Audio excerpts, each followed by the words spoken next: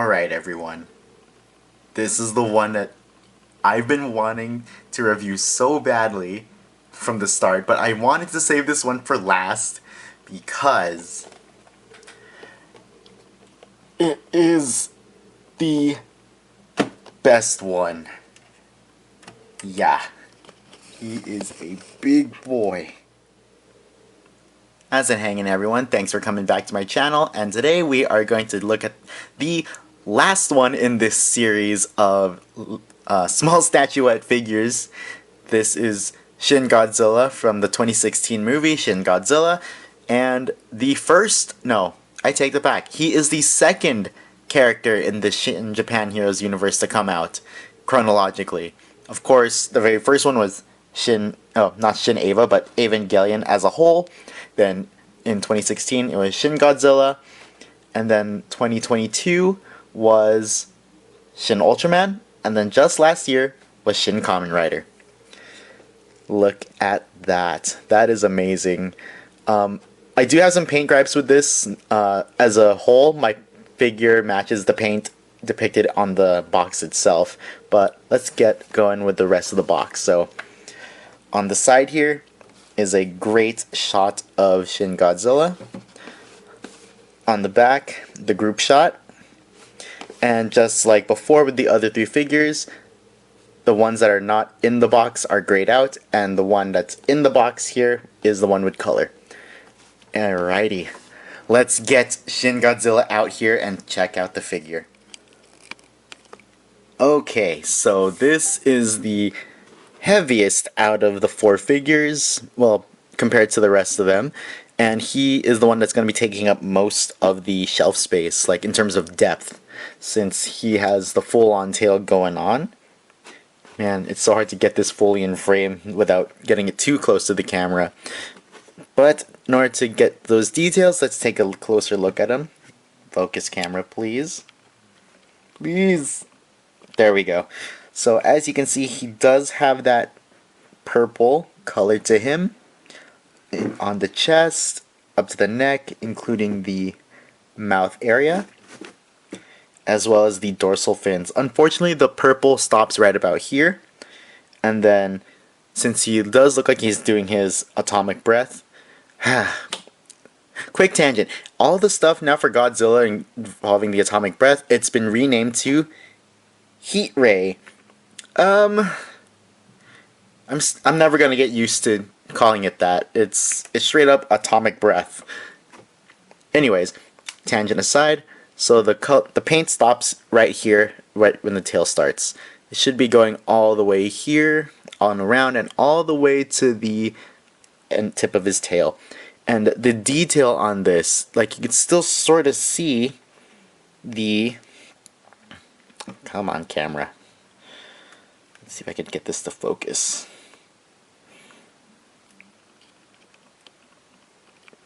Just barely. Yeah, I could barely make out the extra skull and jaw right at the tip of the tail. And another gripe that I have, unfortunately, is the sculpting of the face. Since it looks like he is doing the atomic breath, spoiler alert, if you've never seen Shin Godzilla, sorry about that, the lower jaw splits apart. If only they sculpted the jaw to be splitting apart, the lower jaw, just like it did in the movie. And even though it is cool, I do not like the purple being all over the place. It is supposed to be coming through all the cracks and crevices of the chest here, not fully painted on. And then as well as the neck, it should be more so on this side of the neck. And it is kind of odd that they painted the inside of the mouth a different purple compared to the rest of the dorsal plates and the chest and neck. But besides that, he is honestly the coolest one. Unfortunately, he's not the tallest. He is the tallest one out of the four, but he is not by much. And without the display base. I can't talk anymore. The display base, without it, he can still stand, but it just seems like he's not as tall. Without it, he's just about as tall as Ava Unit 1, which is seriously not accurate, but of course they gotta price these around the same price range. And in terms of accessories, here's the display base. Not much going on as like the other three. And then you just peg in the feet, like so. And that is it. There he is. Look at that. There should be a lot more paint on this guy. After this, it is going to take me a long while. I'm actually going to add in all of the necessary red paint to give it so that all the cracks and crevices, to make it look like he is the walking, bleeding tumor that he is. And of course, I'm going to have to paint on the color for the toes, the claws, including the little bits of teeth that I could see. As well as, I'm not sure if I'm going to give the eyes either the white or the silver nictitating membrane that he has when he does unleash the atomic breath. And then it's going to be really difficult, but I'm going to try to do my best to paint in the coloring all the way to the tip of the tail as well. More than likely, I will be doing a second update review once that's fully done for Shin Godzilla. Alright, now, the best part of this series, putting them all together. Alrighty, so let's start off with the big king of the monsters himself, Shin Godzilla. We're going to put him looking this way. And then followed up next with Shin Ultraman. You could totally see the similar height difference there. And then Ava Unit 1. And lastly, Shin Kamen Rider. So as you can see with the shoulder pylons of Unit 1, they're almost the same height as Shin Godzilla. Really wish Shin Godzilla was put a bit taller. Like maybe give it another 2.5 inches to make him tall.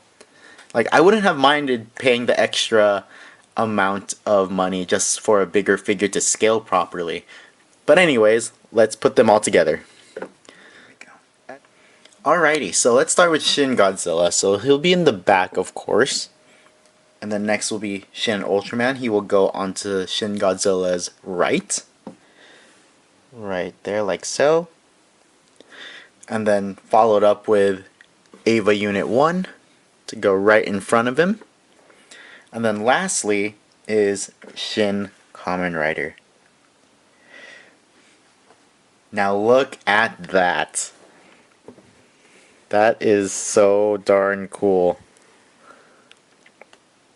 I mean, you could display these guys in a pretty much like any angle. Well, except not fully on Shin Ultraman's side, because you're going to have Godzilla and then Unit 1 looking like towards the back. But I think the most visual points you can get with this display is either having straight up Shin Kamen Rider looking at the front, or angling it this way so that you can at least get all four of them in frame. This is basically like Japan's Avengers, if I do say so myself, to make a comparison or something like that. So it's like the Justice League and, well, Justice League of America, Avengers, that's like America's superhero team. But this, the Shin Japan Heroes universe, is straight up Japan's Avengers type of group. It is such a cool concept.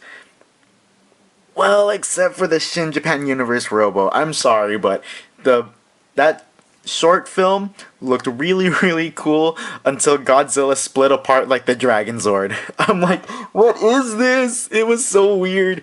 And even the figure, the outrageously priced figure, you could look up reviews of that itself. It looks really bad. I'm sorry. But this alone is a great representation of the Shin Japan Heroes universe. And if Hideaki Anno decides to continue the Shin Japan Heroes universe, I am all for it, but just keep it in that animated short film form, because it was really cool to see these four characters teaming up against something. It was really cool until the Megazord Robo thing was put together. But anyways, this has been the Shin Japan Heroes Universe Art Vignette figure series review, and honestly, getting each of these just standalone pieces is cool, but the big selling point was putting them all together. I can't recommend this enough. I got all of these on BigBadToyStore.com. I'm going to put the link for it in the description down below. Unfortunately, Shin Godzilla is sold out on there, so I will provide the link for the Amazon link if you want to pick it up. So, yes, that's been the review. This has been Envious Cosplay. Check out my link tree down below. It'll have all my social media links there, as well as link to my Ko-Fi page if you want to donate to the channel to make sure that my content keeps growing and the quality of my videos will improve with better equipment, please. So there's that as well. Be sure to like, comment, subscribe, hit that notification bell button, all that YouTube jazz. See you guys.